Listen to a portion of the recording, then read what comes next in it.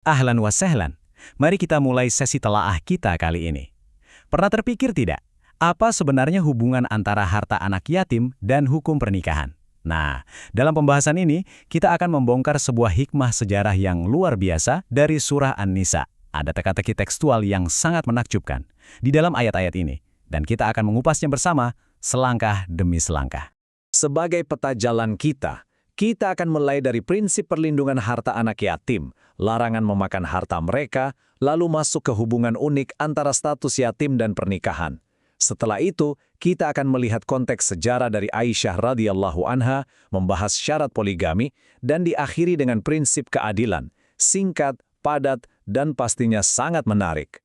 Kita masuk ke bagian pertama tentang mandat finansial yang sangat penting, melindungi harta anak yatim. Mari kita dengarkan perintah tegas ini. Wa'atul yatama amwalahum. Wa'atul yatama amwalahum. Berikanlah kepada anak yatim harta mereka. Ini bukan sekedar anjuran biasa, melainkan perintah mutlak dalam Al-Quran. Ketika mereka sudah mencapai kedewasaan, hartanya harus diserahkan sepenuhnya tanpa ditunda-tunda. Tapi tunggu dulu, ada satu syarat yang sangat krusial di sini. Dalam fikih, mencapai kedewasaan fisik atau pubertas saja belumlah cukup. Anak tersebut harus menunjukkan yang namanya rushd. Apa itu?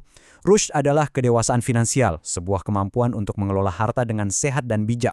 Bayangkan, memberikan dana besar kepada seseorang yang belum mengerti cara mengelolanya. Pasti sangat berisiko kan? Makanya, para ulama sepakat, rushd ini adalah kunci wajib sebelum dana bisa dicairkan dengan aman. Selanjutnya di bagian kedua, larangan tegas seputar menukar dan memakan harta mereka. Di sini kita dihadapkan pada dua larangan yang sangat spesifik. Yang pertama, menukar. Praktik di mana seorang wali punya aset dengan kualitas buruk, lalu ditukar begitu saja dengan aset anak yatim yang kualitasnya unggul. Ini sangat dilarang. Yang kedua, mencampur harta. Maksudnya adalah menggabungkan harta mereka dengan niat terselubung untuk menguasai dan menghabiskannya. Benar-benar bentuk eksploitasi yang nyata. Teks aslinya menyebut tindakan eksploitatif ini dengan kalimat innahu kana huban kabira. Innahu kana huban kabira. Hubam kabira artinya sebuah dosa yang sangat-sangat besar. Ungkapan ini menunjukkan betapa parahnya kejahatan finansial tersebut, terutama karena korbannya adalah kelompok yang paling rentan. Nah, sekarang kita masuk ke bagian ketiga, dan disinilah teka-teki tekstualnya dimulai. Menghubungkan yatim dan pernikahan. Perhatikan transisi yang sangat tajam di ayat ketiga ini. Ayatnya secara spesifik dibuka dengan sebuah kekhawatiran. Jika ada kekhawatiran, tidak akan dapat berlaku adil terhadap hak-hak perempuan yatim. Lalu, tiba-tiba teksnya berlanjut memberikan arahan untuk menikahi wanita lain. Coba perhatikan, dari urusan manajemen finansial anak yatim, langsung melompat ke aturan pernikahan. Pertanyaan logis yang langsung muncul adalah, apa sebenarnya hubungan antara rasa takut berbuat tidak adil pada anak yatim dengan instruksi untuk menikahi wanita lain? Kelihatannya seperti tidak nyambung sama sekali kan? Tapi rahasianya tertanam kuat di dalam sejarah turunnya ayat ini. Dan itu membawa kita ke bagian keempat, konteks sejarah penjelasan Aisyah. Ini adalah kunci kontekstual yang akan membuka teka-teki tadi. Mari kita telusuri kronologinya berdasarkan penjelasan Ibunda Aisyah radhiyallahu anha. Kasusnya begini. Ada seorang wali yang merawat seorang gadis yatim. Karena tergiur oleh harta dan kecantikan sang gadis, sang wali mencoba menikahinya. Tapi tanpa memberikan mahar yang adil dan pantas, ia memanfaatkan kekuasaannya.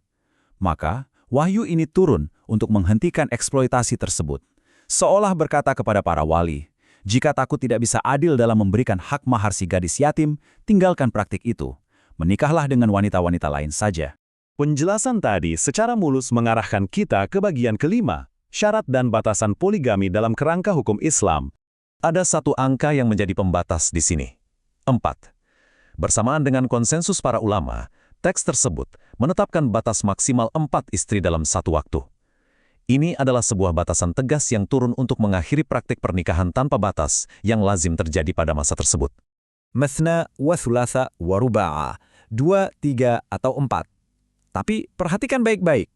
Izin ini sama sekali bukan cek kosong. Izin ini diikat sangat erat dengan sebuah prasyarat wajib, yaitu kemampuan untuk menegakkan keadilan absolut di antara mereka. Tanpa keadilan, izin ini gugur. Hal ini membawa kita pada bagian keenam dan yang paling esensial, prinsip keadilan dan monogami sebagai pelindung utama. Perintah Al-Quran selanjutnya sangat tegas dan lugas. Fa in khiftum alla ta'dilu fawahidatan. Yang maknanya, jika ada kekhawatiran tidak akan mampu berlaku adil, maka cukup satu saja, fawahidatan. Ini adalah jaring pengaman yang mencegah terjadinya ketidakadilan sejak awal. Angka 1 di sini menggarisbawahi bahwa monogami adalah persyaratan dasar, sebuah standar wajib, default requirement, ketika keadilan mutlak tidak bisa dipastikan. Ini benar-benar fokus pada perlindungan dan pencegahan kezaliman. Ayat yang luar biasa ini ditutup dengan kalimat, "Dzalika adna alla ta'ulu." Itu lebih dekat untuk tidak berbuat aniaya. Menariknya, Imam Syafi'i menafsirkan bagian ini dari sudut pandang yang sangat rasional, yakni untuk mencegah kesulitan karena memiliki terlalu banyak tanggungan keluarga. Sekali lagi, teks ini sangat mengutamakan perlindungan dari kesulitan finansial dan kezaliman. Jika dirangkum, urutan dari ayat kedua ke ayat ketiga ini sungguh membentuk alur logika yang brilian, dimulai dari perlindungan mutlak atas harta yatim, lalu berlanjut untuk mencegah eksploitasi kekuasaan oleh para wali, mewajibkan keadilan yang ketat dalam pernikahan, dan akhirnya menetapkan monogami sebagai benteng utama dari kezaliman. Semuanya menyatu secara harmonis dengan satu tujuan, melindungi mereka yang rentan. Sebagai penutup telaah kita, mari kita bawa pemahaman ini ke masa kini. Jika dasar hukum perdata Islam ini dibangun dengan tujuan yang begitu mulia, yakni melindungi mereka yang paling lemah dan rentan di masyarakat, bagaimana seharusnya fakta ini mengubah cara pandang kita tentang keadilan sosial dan institusi keluarga di dunia modern saat ini? Sebuah refleksi mendalam yang sangat pantas kita renungkan bersama.